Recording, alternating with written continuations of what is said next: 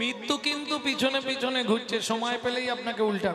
মৃত্যু পিছনে পিছনে ঘুরছে, সময় পেলেই আপনাকে কাত করবে। তাহলে কর্তব্য কি? দেখবেন পৃথিবীতে যদি তিনটে জিনিস আপনার কাছে থাকে, আপনার শেষ লাইফটা কেউ না কেউ আপনাকে দেখবে। তিনটে জিনিস কি কি? যদি আপনার কাছে অনেক পরিমাণ অর্থ থাকে, শেষ লাইফে কেউ না কেউ দেখবে। যদি আপনার কাছে ভরি 25-30 সোনা থাকে, কেউ না কেউ দেখবে। কিংবা যদি আপনার অনেক বিঘা সম্পত্তি থাকে, তাহলে কেউ না কেউ দেখবে। এটা এই জড়জাগতিক বাস্তব জগৎ। ঠিক তেমনি পরমার্থিক জগতে যদি তিনটে জিনিসের একটাও আপনার কাছে থাকে, কেউ না কেউ আপনাকে দেখবে। সনাতন গোস্বামী যখন সর্বস্ব ত্যাগ করে মন্ত্রিত্ব ফেলে দিয়ে প্রথম গেলেন রূপ গোস্বামী, আর রূপ গোস্বামীকে যখন মহাপ্রভু কৃপা করলেন রূপের বৈরাগ্য কালে, তখন সনাতন বন্দি জালে। সনাতন গোস্বামীর যখন কৃপা হলো, সনাতনকে শিক্ষা দিতে গিয়ে মহাপ্রভু বললেন, সনাতন, জীবনে যদি তিনটে জিনিস তোমার কাছে থাকে, সমস্ত দেবকুল তোমার কাছে বাঁধা থাকবে। সনাতন গোস্বামী বললেন, প্রভু, এই তিন তত্ত্ব জানবার জন্যই তো আমি সাকর মল্লিক থেকে আজকে সনাতন দাস। বলো না প্রভু, কি সেই তিন বস্তু যা থাকলে সমস্ত দেবকুল আমার কাছে বাঁধা থাকবে? মৃদু হেসে মহাপ্রভু বললেন, শুনবে সনাতন? ভক্ত পদ রজ, ভক্ত পদ ধৌত জল, ভক্তের ভুক্ত অবশেষ, তিন সাধনার বল। নিতাই গৌর হরি হরি বল। কোটি কোটি টাকা আপনার থাকতে পারলে আপনি ইচ্ছা করলে এই মহাপ্রভু সেবা করতে পারবেন না, তাই না? যেমন আজকে মহাপ্রভুর সেবা হওয়ার কথা ছিল রাত্রিতে। আরে তুমি দিতে চাইলে কি হবে? মহাপ্রভুর ইচ্ছা মধ্যাহ্নে নেব, আর তুমি রাত্রি করলে হবে কি? তবে আমি বলবো রাতের থেকে মধ্যাহ্নে ভালো। কেন? কেন মধ্যাহ্নে ভালো? বাড়ির মালিক পক্ষরা একটু শুনে নিন। ফুল কুঁড়িতে কোনোদিন গোবিন্দ সেবা হয় না। যারা কুঁড়ি ফুল তুলে ঠাকুরের চরণে দেন, তারা মহা পাপ করেন। শাস্ত্রে বলা আছে, রাধা বিনোদ গোস্বামীজির ভাগবতে, কুঁড়ি ফুল ভগবানের চরণে দিতে নাই, কুঁড়ি ফুলের অধিকার নাই, ভগবানের চরণে লাগবে। আর ফুটে ঝরে যাওয়া ফুল গোবিন্দ সেবায় লাগবে না। তাহলে কি দাঁড়ালো? একবারে কুঁড়ি অবস্থায় হবে না, আর একবারে ফুটে ঝরে গেলেও হবে না। তাহলে জীবনের কোন সময়টা ভালো? ঠিক মাঝখানটা, যখন ফুলটা টাটকা ফুটে থাকবে, এনে গোবিন্দ চরণে দিয়ে দাও। বোঝা গেল?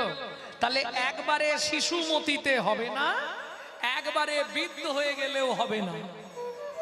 হবে? তখন তো দাঁত নেই, অর্ধেক চলে গেছে, হরি বল আর বেরোবে না, হবি বল হবি বল। ভজন সাধন হবে, তখন তো উচ্চারণ হবে, হবি বল করলে হবে। তাহলে মধ্যাহ্ন কালটা কোন সময়?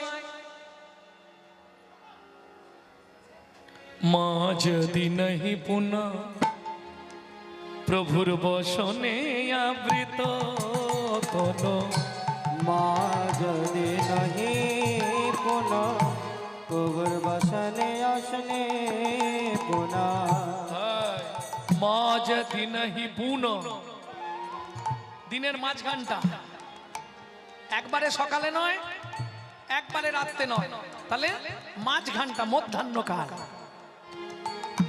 আস্তে আস্তে আস্তে আমাদের জীবনের মধ্যাহ্ন কাল কোনটা? যৌবনকাল। বাহ, শিশুকালে ভজে হরি আসে বানায় আসে, সে বানায় আসে মধ্যাহ্নে যৌবনকালে ভজে হরি পাইবার আসে। পাইবার আসে। পরেরটার বলছিনি, অনেকে কষ্ট পাবে। আর বৃদ্ধ বয়সে যারা ভজন করে জানে জমের বাড়ি গেলেই মারবে বাবা, একটু করে নে। তাহলে মধ্যাহ্নকাল যৌবনকাল। কেন যৌবনকালে ভজন করবে? হরিবাসরে কথা বলতে নেই, 25 গ্রাম পুণ্য সঞ্চার করতে এসে 100 গ্রাম পাপ কিনে নিয়ে বাড়ি যাবে। ভক্তমণ্ডলী, ভক্তিমতী মায়েরা খুব ভালো করে শুনুন, হরিবাসরে বলে আন কথা বলবেন না, কেমন? প্রভু কহে আন কথা কর্ণে না শুনিবে, আন কথা কহে যারা তাদের মুখ না দেখিবে। খুব সাবধান ভক্তমণ্ডলী, ভক্তিমতী মায়েরা। তাহলে জীবনের মাঝখানটা কোন সময়? যৌবনকাল। কেন যৌবনকালে ভজন করতে হবে একটু শুনে নিন। শাস্ত্র বলছে যখন থাকে যৌবন তখন তোমার বিশুদ্ধ এক মন, মনটা এক আছে। বাবা মা দেখলো ছেলে কিংবা মেয়েটা বড় হয়েছে, এবার একটা সংসার করে দিতে হবে। বাবা জীবনে বোঝেনে সংসার, ছেলে মেয়েকে সংসার করে দিচ্ছে। যদি বলেন এ কথা বললেন কেন, একজন ব্যক্তি হাত তুলে বলুন সংসারের সারটা কি বুঝেছেন?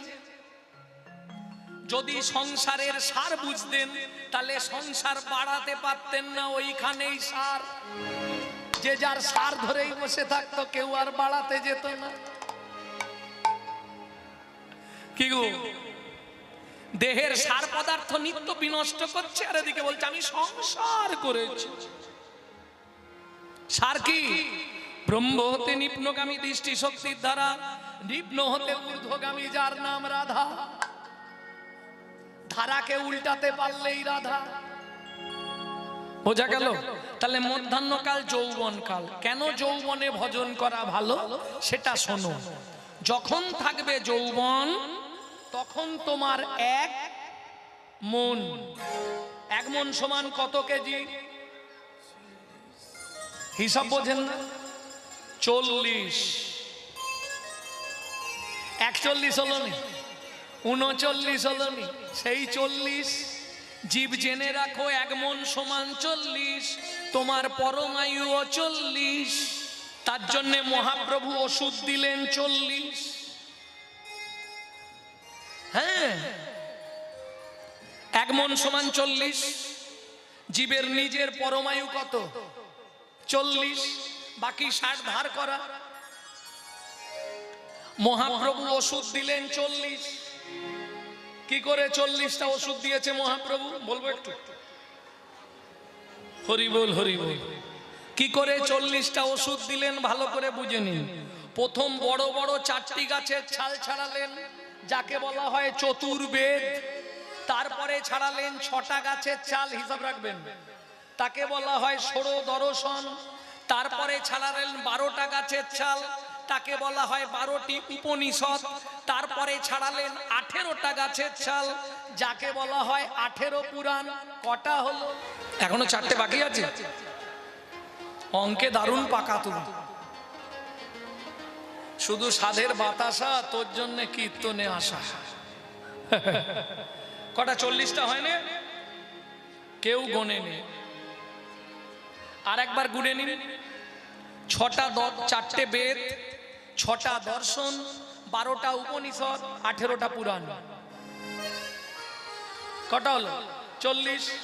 জীবের পরমায়ু 40, তোমার মনটাও এক মন সমান। এবার ডিভাইডেড করুন। আচ্ছা, বাবা মা দেখলো ছেলে কিংবা মেয়ে বড় হয়েছে, বিবাহ দিতে হবে। যারা বিয়ে করেছেন হাত তুলে বলুন বিবাহ কাকে বলে? তা তো জানিনি, করতে হয়, করেছি। ওই তো গেলাম, যাওয়ার পরে সিঁদুর লাগিয়ে মালা পরালো, তারপরে এই সেই হয়ে গেল। কিরম বকা দেখুন মানুষ। ছেলে কিংবা মেয়ের বিয়ে দেবে, বাবা ভালো করে যুক্তিসঙ্গত বুঝে নিন।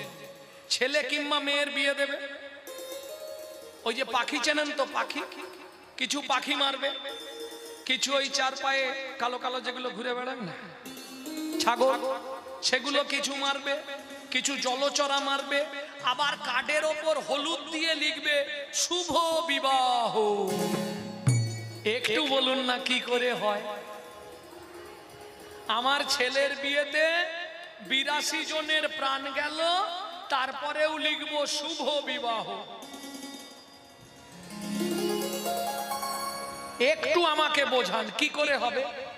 বিবাহ কাকে বলে? তুমি বিবাহ করতে গেছিলে, বলো বিয়ে করতে গেছিলাম, খেলাধুলা। বিবাহ নয়। বিবাহ কাকে বলে? যাহাকে বিশেষভাবে বহন করা হয় তাহাকে বলে বিবাহ। বিশেষ বহন কাকে বলে? বিয়ে করতে যাবার আগে বাড়িতে গোবিন্দ প্রতিষ্ঠা করো, বউকে এনে গোবিন্দ চরণের সেবা দাসী করে দাও, তাকে বলে বিবাহ। আর তুমি কি করছো? তোমার আত্মতৃপ্তির লালসা। এখানেও ভুল। আত্মতৃপ্তি কিছু নয়। অনেক গুরুদেব আছে শিষ্যকে বলে আমার কোনো নিয়ম নিষ্ঠা নাই, তোর আত্মা যা চাইবে তাই খাবি। আরে আত্মা কি জড়জাগতিক খাদ্য খাবার খায়? ওগুলো দেহ খায়, জিহ্বার লালসায় খায়। তাহলে আত্মার খাবার কি? না, আত্মার খাবার হলো বিশুদ্ধ হরি নামামৃত সুধার। তাই গৌর হরি বল। সেই জড়জাগতিক খাদ্য খাবার খায় না। এইবার চলুন, বিবাহ হলো, অর্ধাঙ্গিনী এলো, অর্ধেক পাবে। মন কত ছিল? 40 কেজি। অর্ধেকটা দিয়ে দিতে হবে। এইবার যা করবে, কারণ এখনকার ছেলেরা যা করে গুরুদেবকে জিজ্ঞেস করে, বুঝেন তো? কি গো এটা করবো? হ্যাঁ বউকে। কি গো এটা করবো?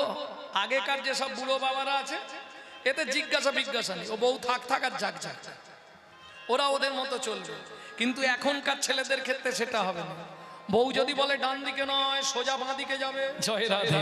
কারণ অর্ধাঙ্গিনী তো, মন তো অর্ধেক দিয়ে ফেলেছেন। আছে কত? 20। আর ভজন হবে তো। দেখতে দেখতে গোবিন্দের কৃপায় প্রথমেই একটা সন্তান হলো। একটা সন্তান, তাকে দিলাম 10 কেজি, তাকে দিলাম 10। শুরু হলো জীবনের লস। হাতে আছে কত? ছেলে বড় হচ্ছে, আশাই জগৎ। ছেলের বিয়ে দিয়ে বউ মানবো, বৌমার রান্না ভাত খাবো। কলিকালে হবে না।